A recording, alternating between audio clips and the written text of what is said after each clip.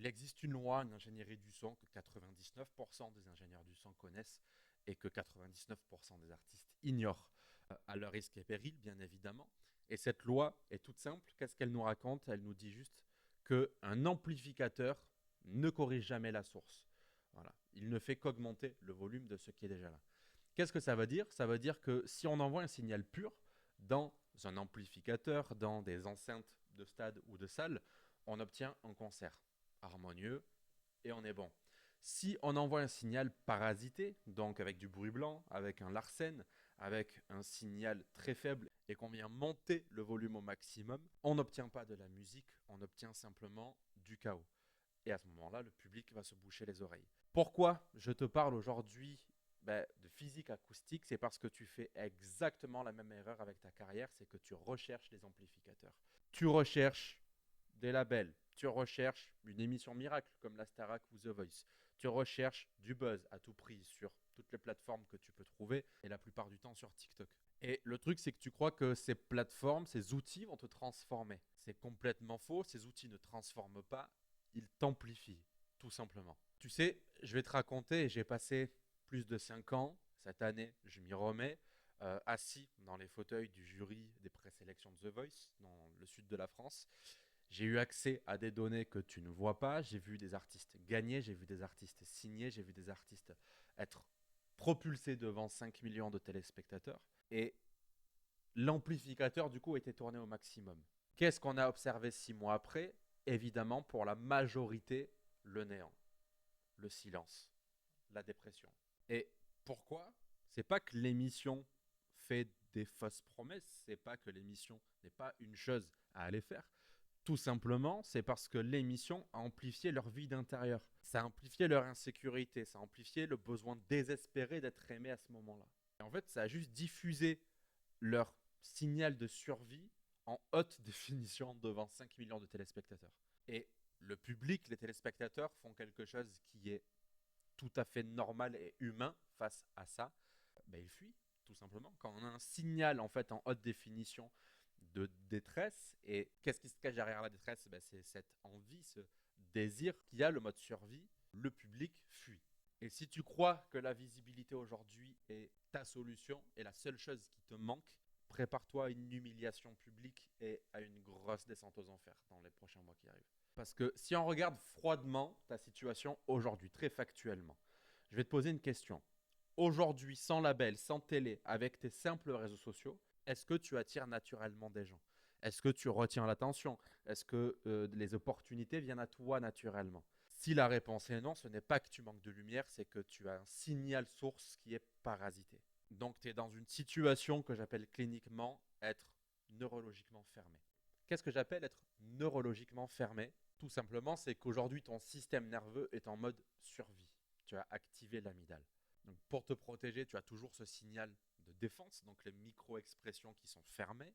Tu es dans un certain repli sans t'en rendre compte, dans une certaine rigidité. Et toi, tu t'en aperçois pas, mais le public qui est en face de toi le ressent biologiquement via leurs neurones miroirs. Ça, c'est une évidence. Donc le public ressent ton insécurité. Donc forcément, il va fuir parce qu'il y aura une déconnexion émotionnelle. Donc voilà la putain de vérité brutale en fait que personne ne te dira dans l'industrie. Arrête de chercher à monter le volume. Arrête de chercher à tout prix à avoir les projecteurs sur toi.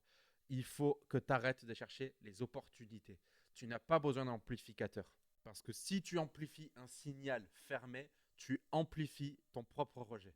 Et tant que tu n'as pas basculé du mode survie à un système nerveux régulé, tempéré, et en fait tu n'es plus dans le mode survie, tu es dans la vie et dans l'expansion, les opportunités qui se présenteront à toi seront gâchées. Que ce soit les émissions, que ce soit sur les réseaux, que ce soit la radio, les concerts, quoi que ce soit. Et c'est vraiment pour ça que dans cette vidéo, on ne va pas parler de marketing, on va faire l'ingénierie humaine et je vais te montrer en détail comment on nettoie ce signal justement avant d'amplifier et d'augmenter le volume. Donc déjà, pour comprendre pourquoi tu émets ce signal, il faut regarder quelque chose que tu connais sûrement qui s'appelle la pyramide de Maslow. Il faut comprendre que déjà, pour créer, pour inspirer, pour attirer, ce qui est quand même le b.a.-ba de ce qu'on attend d'un artiste, tu dois opérer depuis le haut de la pyramide qui est l'accomplissement. L'accomplissement, c'est le moment où ton système nerveux il est en sécurité, il est ouvert, il est disponible. Sauf que, évidemment, la plupart des artistes aujourd'hui qui m'écoutent et qui tombent sur cette vidéo opèrent depuis le besoin de sécurité, depuis le bas de la pyramide. Donc en fait, qu'est-ce que ça veut dire? Ça veut dire qu'aujourd'hui, tu chantes pour prouver, tu chantes pour savoir que tu vaux quelque chose, tu chantes pour enfin être aimé de ta famille. En fait, tu chantes pour ne pas mourir symboliquement. Et évidemment, tu chantes aussi dans cette pauvreté et instabilité financière qui fait que tu n'es jamais dans la sécurité.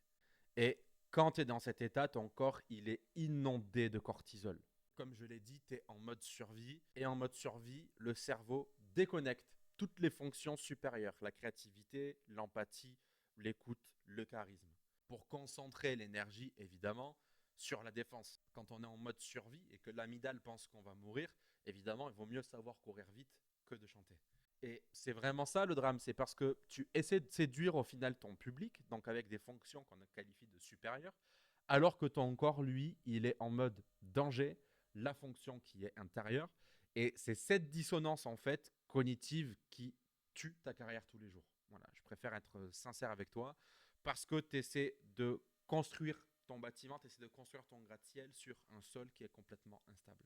Et je vais t'inviter à aller plus loin avec les travaux de Maxwell Maltz sur la psycho-cybernétique. Il a prouvé en fait que chaque individu possède une image de soi, notre projection interne, qu'on pourrait relier aussi évidemment avec les enseignements de Carl Jung, et qui vient agir comme un thermostat, ce qu'on appelle l'homéostasie. Et si aujourd'hui, en fait, sans t'en rendre compte, dans ton corps, dans tout ce qui est engrammé, l'image de toi, c'est celle d'un artiste qui lutte, d'un artiste qui ne se qualifie pas d'artiste, d'un enfant qui demande encore la permission, c'est ta température de réglage. Et on va dire que c'est à 20 degrés.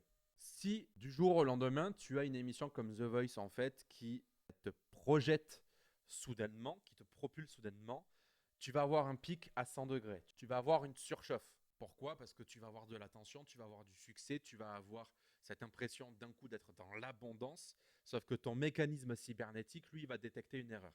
Il va te mettre un stop parce qu'il va dire oh là là, attends, là, ça ne correspond pas du tout à notre identité. Donc, qu'est-ce qu'il va faire? Il va enclencher tous les mécanismes correcteurs pour te ramener à 20 degrés. Que toi, tu expliques aujourd'hui avec l'autosabotage, quand tu es soit dans la dispersion, soit dans le perfectionnisme, soit dans la procrastination.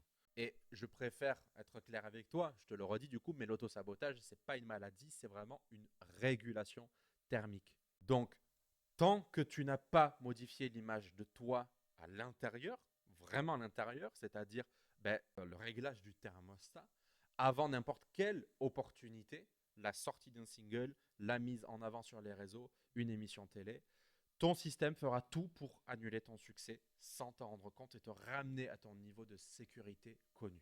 C'est pour cette raison que je dis, et désolé de le redire, mais les opportunités ne viennent pas à cause de toi-même. Si aujourd'hui, avec tes 1000 abonnés sur Instagram, tu n'arrives pas à captiver plus, c'est parce que ton signal, il est brouillé par ce besoin de sécurité. Encore une fois, penser que la télévision va régler ce problème, c'est la pire illusion que tu puisses avoir parce que c'est danger.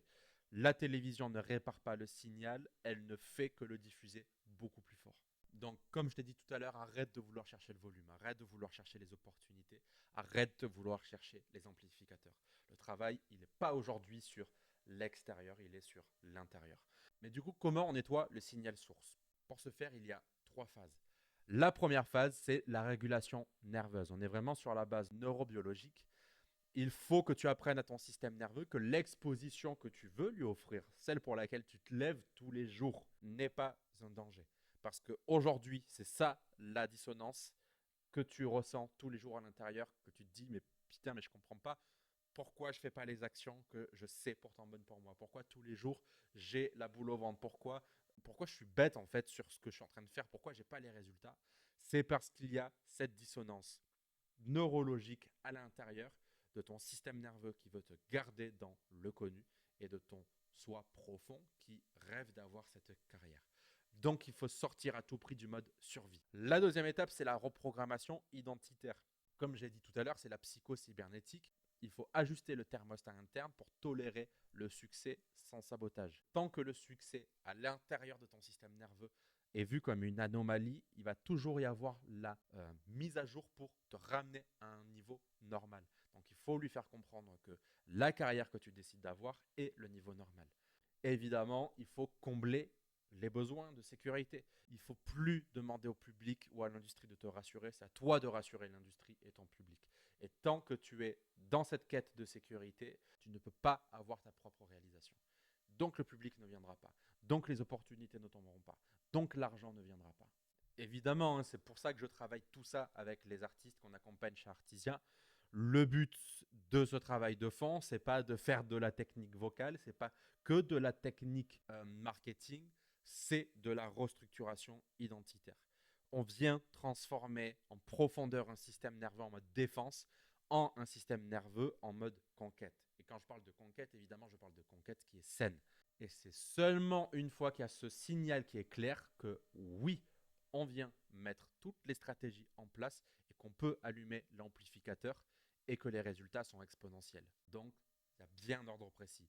On nettoie l'intérieur, le signal, on allume l'amplificateur et on obtient des résultats exponentiels. Si cette analyse résonne avec toi, si tu te reconnais aujourd'hui que voilà, tu es dans cette situation aussi où tu attends toujours le miracle extérieur, que quelqu'un te remarque, que ce soit un label, que ce soit une émission, que ce soit un buzz, et que tu sens que malgré ton talent, tu stagnes, je te garantis qu'il est temps d'arrêter les frais. C'est pour ça que je te propose une session de diagnostic offerte avec mes équipes. Le lien est directement dans la bio.